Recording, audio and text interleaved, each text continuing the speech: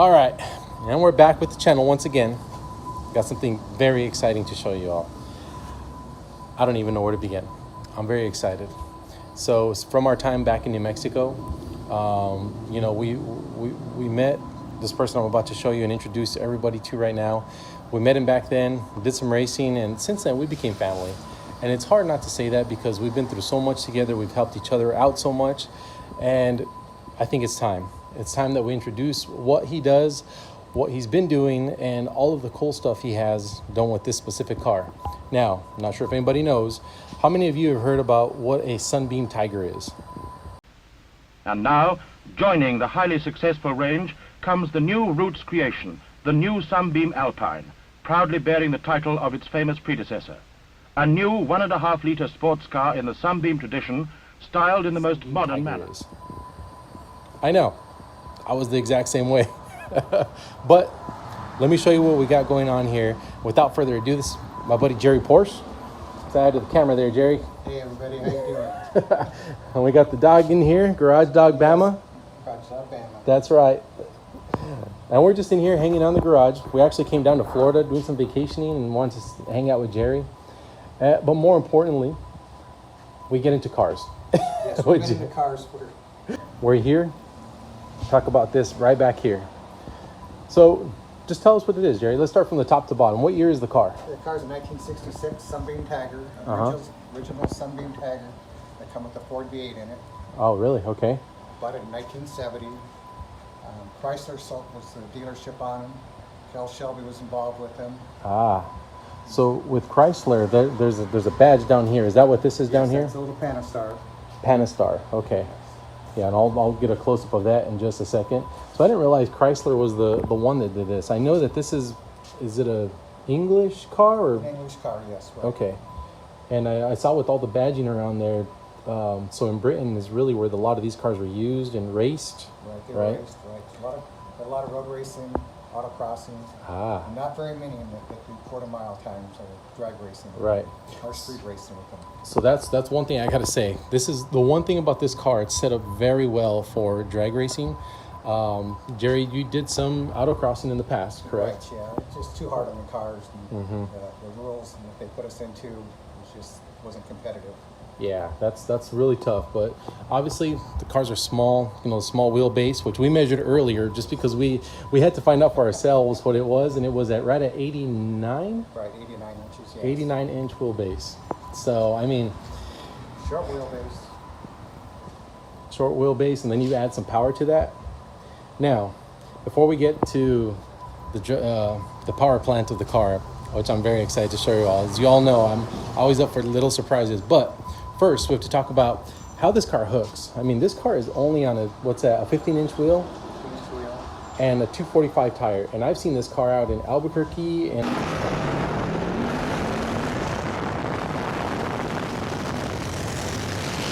Las Cruces, went to Arroyo Seco, right? Phoenix, Houston. We went to Houston, TX.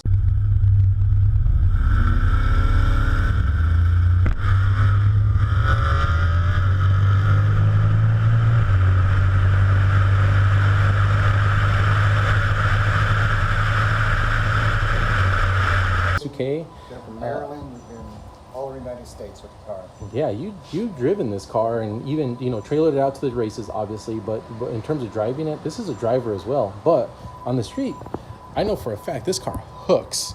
And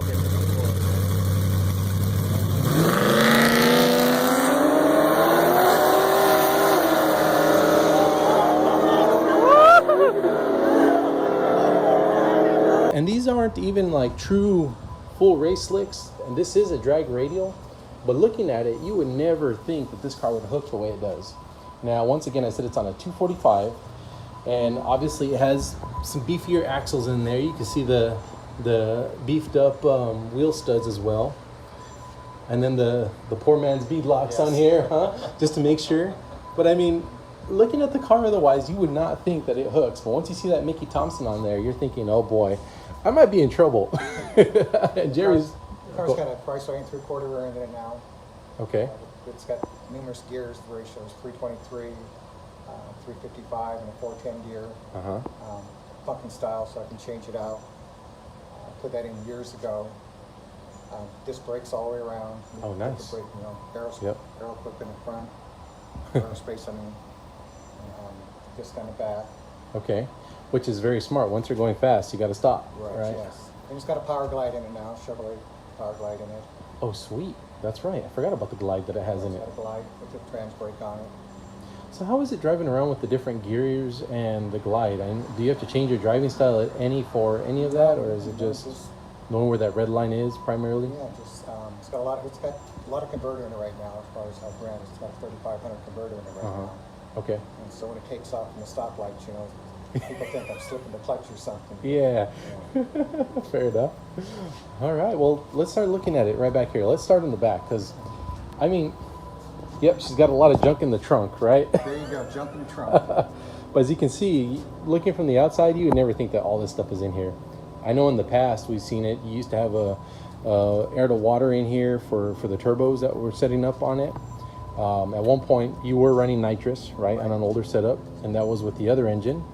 But with this one, you have set up for nitrous at the moment. Just give me a. The car with the turbos on it was the fastest cars ever went. Okay. We were racing down at Bradenton down there. The car went 920, it's 148.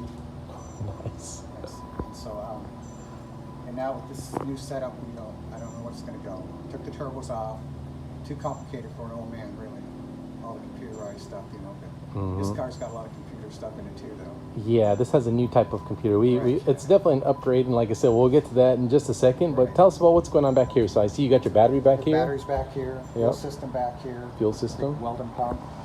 Dedicated fuel system for the nitrous. Okay, nice, very nice. And I see you have all the wiring set up back here. So K&R. Wiring. So we have to explain what you told me yesterday about this box right here. But right now, what I'm using it for is reserve tank, because I don't have a fuel gauge. And if I run out of fuel, I can go ahead and just pump out of that tank. Old tricks, they work. We may have to learn from that, and at some point, you know, maybe use some of that in some of the other cars, because who needs a fuel gauge, right? Classic cars, they don't need to work. Well, let's see what else you got going on back here. Let's see. I see some bars coming down here. So you got the it's got a full cage in it. A full cage. Cage certed at 850s. Oh, it's an 850 cert cage. Okay. Cert, yes. And that was all done. That was all done by Chase out in New Mexico. Yep. So that's Chase Griffin's, one of our really good friends. Great guy. He has a little shop out there called let's see, where is it? Savage Street Cars, Chassis and Fabrication. And he's been kicking butt with a lot of the stuff he's been working on. So if you're in New Mexico and need some stuff, or even in that local area, hit him up. Got Chase, yeah. Yep. Really good fabricator, good young man. And this is a full out custom cage, right? So what you wanted was it to come up and hug the roof, from what I remember. Right. There's a hard top that goes on the car. And once the hard top goes on the car, it's all hidden. You gotta really look inside the car to see the cage. Yep.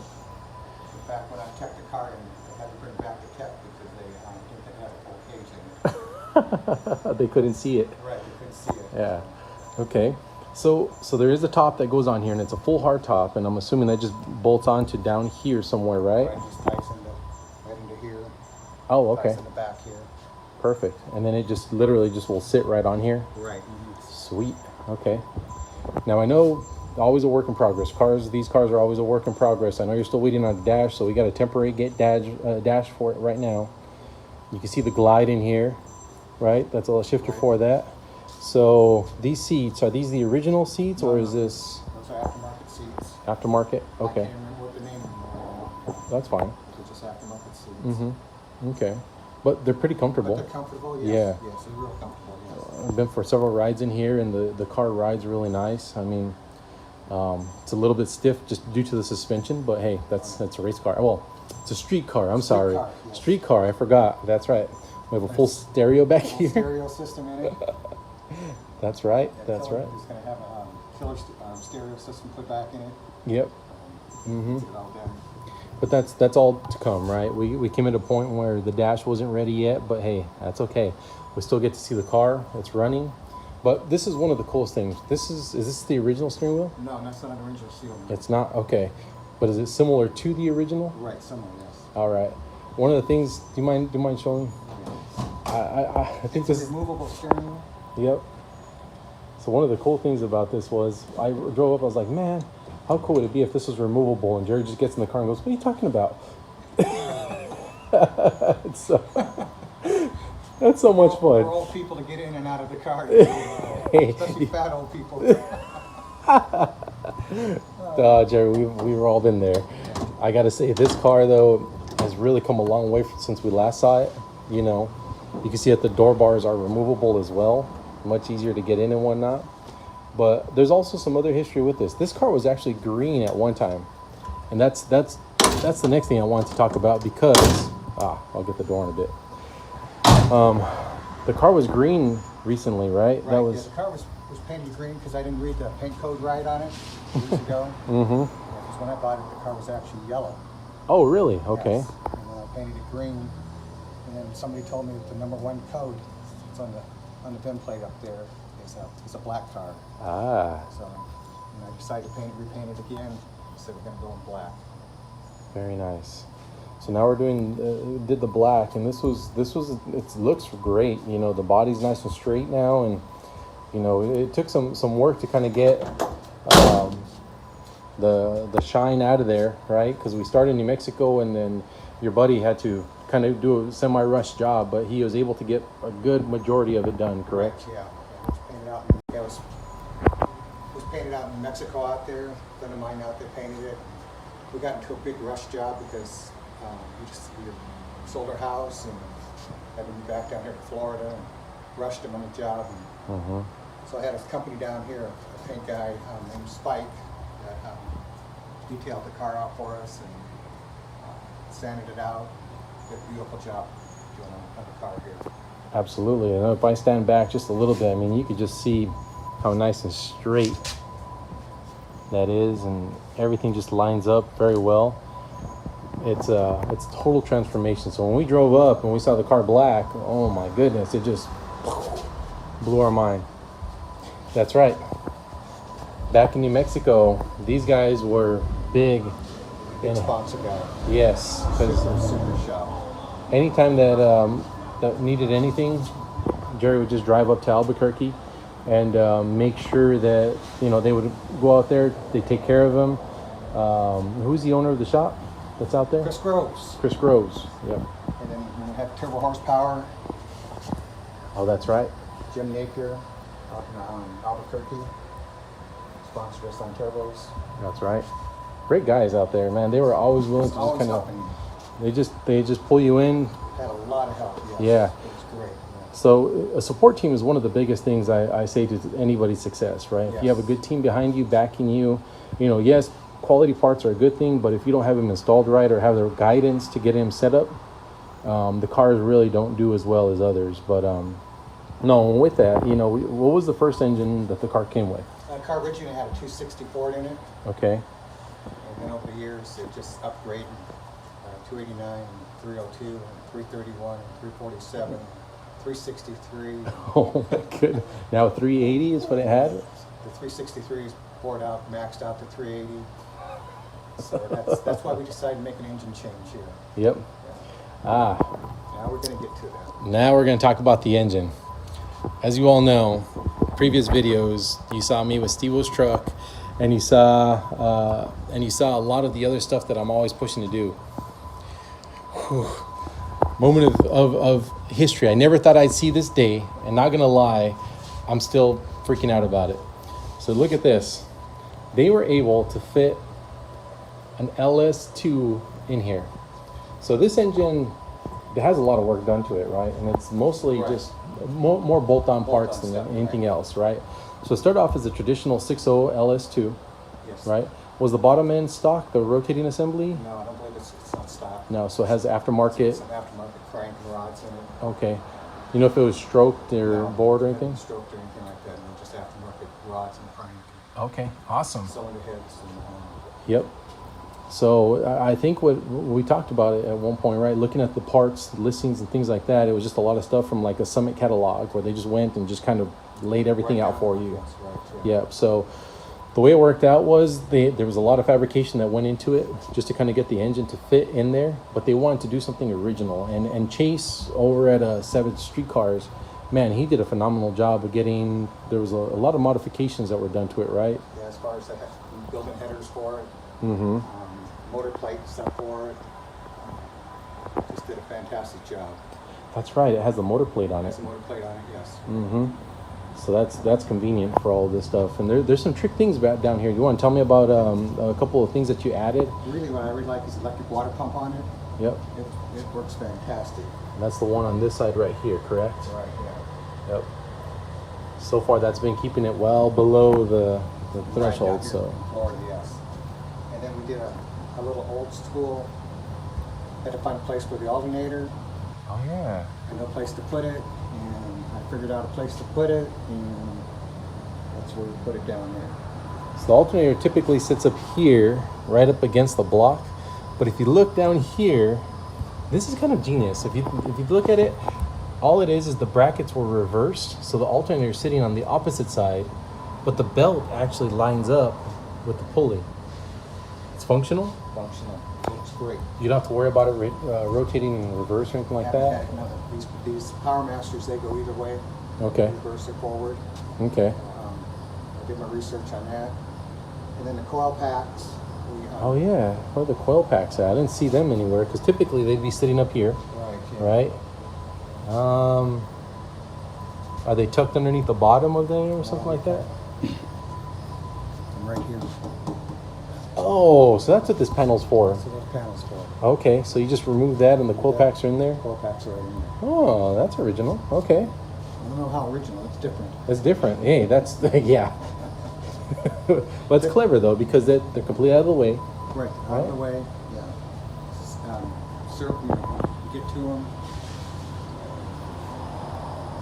That's pretty cool though. I like, let's see, what are you running to tune it? Is it just, so you have this Phytech? Phytech for the intake. Yep. We have the Holly Dominator. Oh, it's the Holly Dominator you got on that one that's running it. How does that system work though? Is it just truly a plug and play solution that you use? Oh, sweet. Okay. I've heard that it's simply just a Simple. yeah. You plug everything, get some power to it, good ground, and then it's just a matter of yeah, that's right. DVDs, yes. Yeah, absolutely. And I hear that they have a lot of good service. Like you can call them and even ask them questions and things like that. Right, yeah. Yeah. So, but for the most part, everything just fired right up for you, right? You didn't have any issues with it, and even now. I had to get the young guy over here to put a tune into it for me. Right. Just after any fresh build, yeah, you kind of go through that initially, and it's just on a drive tune at the moment, correct? Right, yes. The boys out in New Mexico we just ran out of time, that's all. Mm-hmm. So when I brought it to Florida here, found a young kid down here, Charlie Johnson, come with the house here, put a startup tune in it, fired right up. Put about approximately 500 and some miles on it now so far, and it's been great. Little rowdy, but it's been good. Nothing wrong with it being a little bit rowdy. Yes. Well, cool. Well, let's see it start it up in a bit.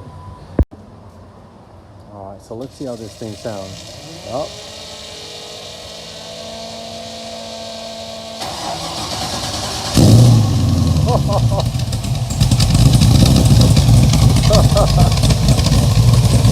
Oh man. Look at that. You can see the whole car shaking. This little thing is rowdy. And it sounds good. Look at that. And just so you know, that's not me shaking. That's the car. That little LS is gonna be. Look at that.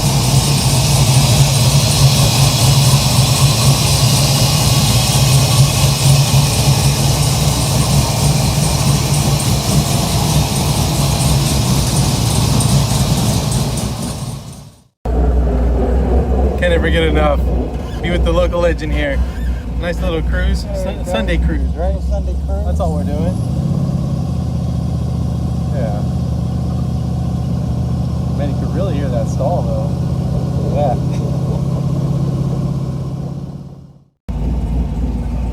Oh boy.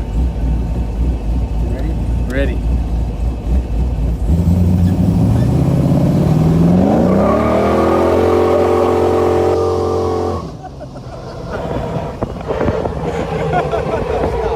Oh boy. Oh. Fix that tomorrow. Yeah.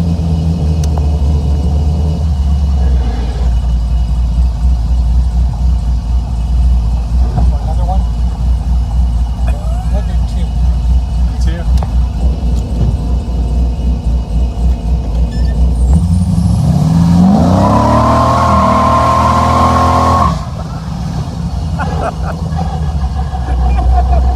Oops. All right. So this was very fun. As you can tell, I was excited about this. One, because I got to see Jerry. I don't get to see him very often, right? Buddy here. Yeah, this is family right here. My buddy. And anytime we get together, we're causing just a little bit of trouble. Just a little- right? Just a little bit. of trouble, Yeah. yes. But overall, it's always fun just coming in here, chatting in the garage. But most of all, look at all the stuff that he's done to the car. And this is over, what, the past 3 years, maybe? 3 years, yes. And I got to say... Put a move in there too. Yeah, that's right. That's right. I don't know what to say. I'm just glad I got to experience it. And like I said, anytime there's an LS swapped in something, I'm going to try and be there. But more so, this is definitely just going to be a fun car. But stay tuned. Once we get more stuff put in the car, might be going to the track. Yeah, we're going to the track. Might have to go to the track once or twice, you know. We'll still, But still do a little bit of racing. absolutely, yeah. So regardless, want to see what the car does, see what it runs, but most of all, it's going to be a driver. That's going to be a lot of fun, and I know in the future we're going to have more videos on this. So stay tuned. Thanks for watching. Like, subscribe. Thank you, guys. We'll see y'all later.